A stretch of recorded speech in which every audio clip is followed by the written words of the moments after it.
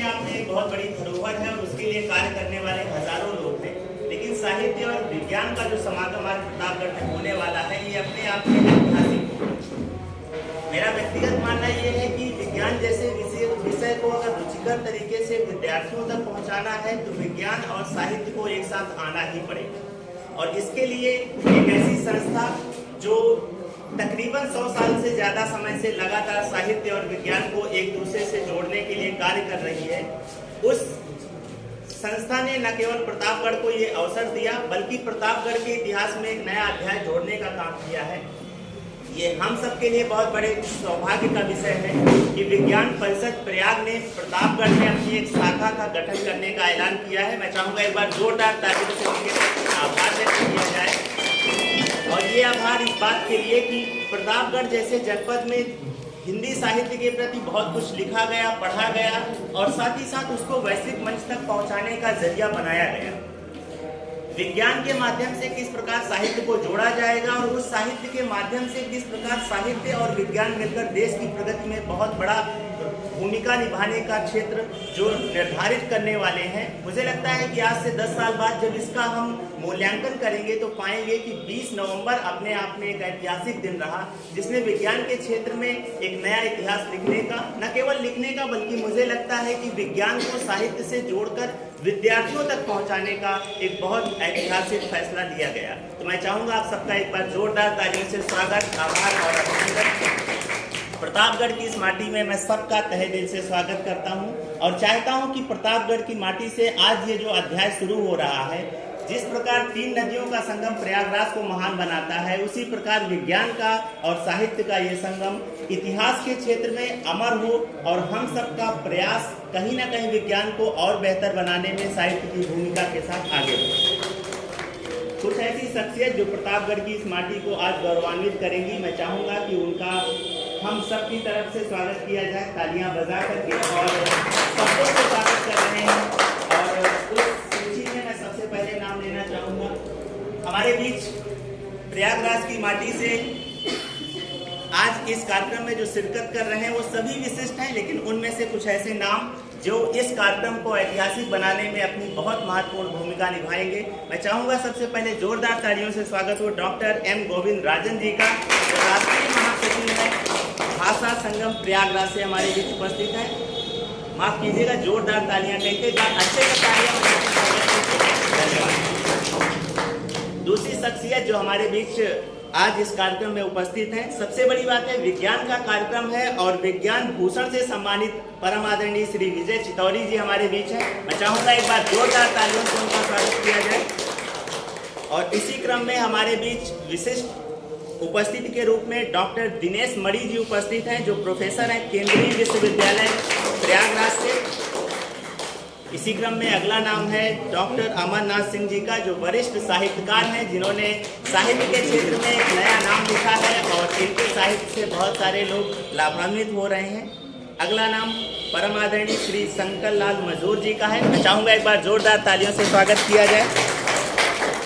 आप एक वरिष्ठ पत्रकार हैं और साथ ही साथ समाज सेवा के क्षेत्र में बहुत बड़ी भूमिका अदा कर रहे हैं। इसी के साथ अगला नाम है श्री बलराम यादव जी का, हमारे बीच उपस्थित हैं विज्ञान परिषद से। श्री महेंद्र श्रीवास्तव जी हमारे बीच उपस्थित हैं। जोरदार तालियां आपके लिए। और इनके लिए दोबारा तालियां इसलिए बजाइए क्योंकि जो भी लिखा जाता है वही अमर होता है, अगर लिखा नहीं गया तो अमर नहीं हुआ। और हमारे बीच अमर जी हैं, मैं चाहूँगा दोनों को संयुक्त रूप से एक बार जोरदार तालियां बजा दीजिए।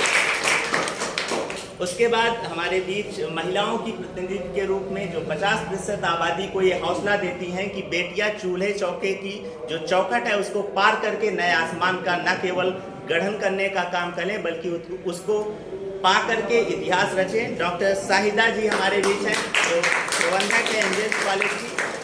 मैम के लिए लड़कियों एक बार जोरदार तालियां बजा दो, क्योंकि मैम ये बता रही हैं कि वो चूल्हा चौका वाला जमाना चला गया है। अब लड़कों तुम भी सीख लो कि किस प्रकार रोटी गोल बनाई जाती है। अब हम इतिहास लिखेंगे और तुम इसको पढ़ना शुरू करो।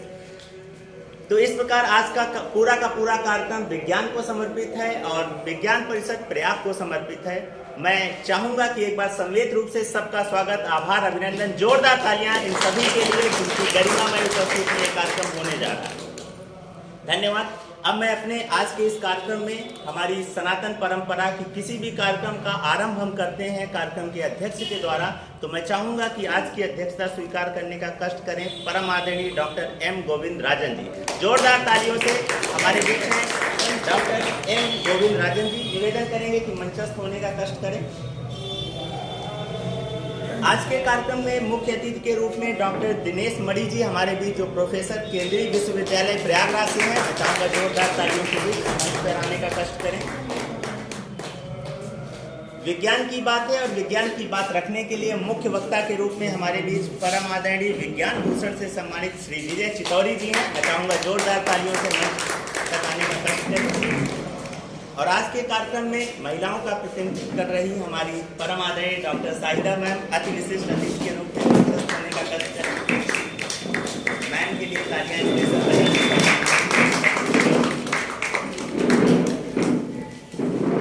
विशिष्ट अतिथि के रूप में मैं निवेदन करूंगा डॉक्टर अमरनाथ सिंह जी से, जो सभापति हैं विज्ञान परिषद जमुना पार शाखा के। कृपया मंच पर आने का कष्ट करें। और उसके बाद एक ऐसा नाम जिससे प्रतापगढ़ का मंच कोई ऐसा नहीं मिलेगा जिसमें जो नाम न रहता हो। मैं निवेदन करूंगा हमारे प्रतापगढ़ के वटवृक्ष, जिन्होंने न केवल साहित्य को एक नया धरातल दिया बल्कि उसको आकाश में पलने का एक नया स्वप्न दिया, परम आदरणीय डॉक्टर दयाराम और रत्न सर। और एक बार जोरदार तालियां इस पूरे मंच के लिए। अब आपका मंच कंप्लीट हो रहा है।